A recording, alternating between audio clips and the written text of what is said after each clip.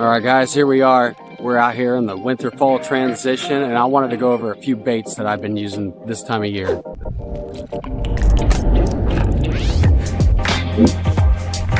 I like to downsize my baits a little bit. Usually in the summer and early fall, I like to use a bigger bait like this swim bait right here. We have a nice thick rage swimmer on it. But this time of year, the bait fish are getting smaller and the fish don't have quite the appetite they used to have. So we're going to switch to that belly weighted hook, and then we're going to use a Keitech 4-inch. Lab it on right through the middle.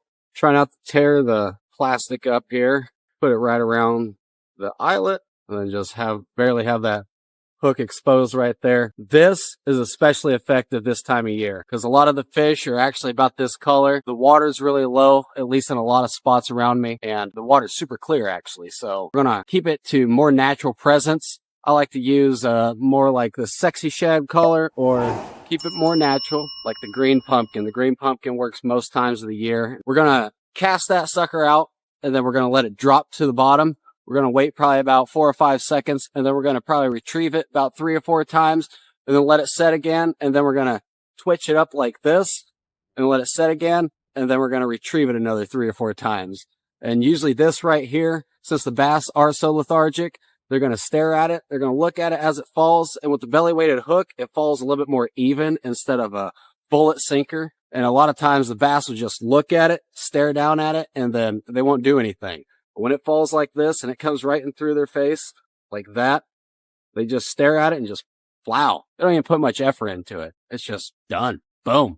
Another bait I like to throw in the fall is a more compact flipping jig here. In this case, I'm using the Strike King Bitsy bug, and I'm just using a bug creature from Strike King as well. And we just want to keep it more compact. A lot of people don't realize this, but bass are still feeding on crayfish, and the winter-fall transition is no exception. A lot of times I am going to get most of my strikes on here because the bass's metabolism is just slowed down dramatically at this point. So we want to have a presentation that's going to be in front of their face as long as possible. And you really don't want to retrieve this very fast this time of year.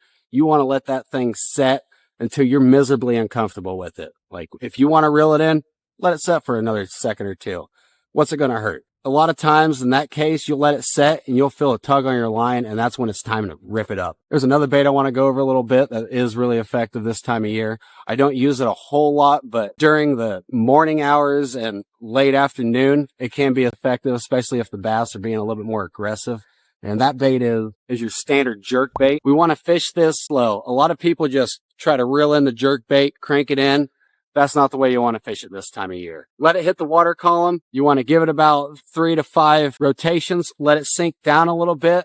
And that's when you want to let it float back up. But as it floats back up, you want to kind of twitch it a little bit. And then let it float back to the top. And then give it another 3 to 5 rotations till it gets back down in the water column about 2 to 3 feet. Then you want to let it float back up.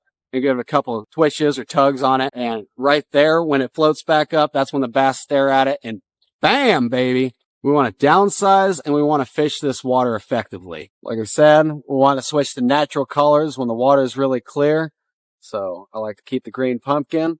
If it gets darker, a little bit murky, I like to switch it to more of a shadow bait like this blue and black flake here. So yeah, these baits are pretty much what I'm going to be using the rest of the year.